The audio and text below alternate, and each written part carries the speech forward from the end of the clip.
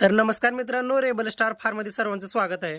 तर बघू शकता तुम्हाला पुढे 9 पिल्लं दिसत असतील आणि ह्या पांढऱ्या कोंबडीचेच ते पिल्लं आहेत. बघू शकता किती मोठे झालेले आहेत. एक एक दीड दीड महिन्याची पिल्ले झाल्यात आता. आणि त्यांना जो आहे त्यांना भात व्यवस्थित टाकलेला शिजवून, जेणेकरून चांगलं त्यांची वाढ वगैरे होईल. बघू शकता ह्या पांढऱ्या कोंबडीचे आहेत, किती जबरदस्त. एकदम मस्त असा नाश्ता चालू आहे त्या पिल्लांचा. आणि आता आपले जे शेळ्या आहेत त्या संपूर्ण शेळ्या तर आता वेलेल्या आहेत. आता मस्तपैकी तुम्हाला पिल्लं पण दाखवतो. आताच मी आलेलो आहे इथं. हे बघू शकताय पिल्लं, एकदम जबरदस्त पिल्लं झाली आहेत आपली. खेळता सध्या. आणि यांना चालू आहे gripe water, Pinku gripe water चालू आहे यांना जबरदस्त. चल चल चल बाहेर चल चल.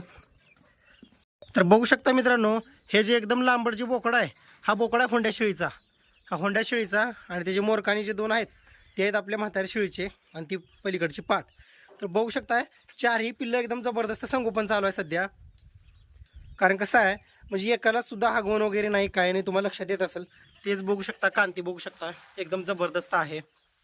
तर अशा पद्धतीचं संगोपन झालं पाहिजे. आणि ते बघू शकता त्याच्या पद्धतीची जर संडा जर झाली तर काहीच ताण घेण्याची गरज नाही. बघू शकता किती एकदम जबरदस्त पिल्लं वगैरे आहेत. काहीतरी म्हणजे रोगराई वगैरे दिसते का बघा, तुम्हाला अजिबात दिसणार नाही. एकदम जबरदस्त असं संगोपन, काळे भोर एकदम टॉप क्वालिटीचे पिल्लं आहेत. आता बघा, तसं विचार करायला गेलं तर ही पिल्लं आता जुलै महिन्यामध्ये विक्रीसाठी येणार मित्रांनो. कारण कसं आहे, संगोपन अत्यंत महत्त्वाचं आहे. आता समजा आता इथे एवढे पिल्लं खेळतात वगैरे, उड्या वगैरे मारतात. समजा ही जर पिल्लं दूध वगैरे पिली आणि आतमध्ये तुम्ही जर शेडमध्ये जर ही पिल्लं सोडली उन्हामध्ये, तर कसं आहे, ते त्यांच्या पोटातलं दूध वगैरे खराब होऊन मग ते त्यांना ॲसिडोसिस होणं, त्याच्यामुळे पिल्लं रुंगणं वगैरे ह्या गोष्टी होत असतात. त्याच्यामुळं उन्हामध्ये पिल्लं सोडणं शक्यतो टाळा. शक्यतो म्हणजे काय, टाळाच.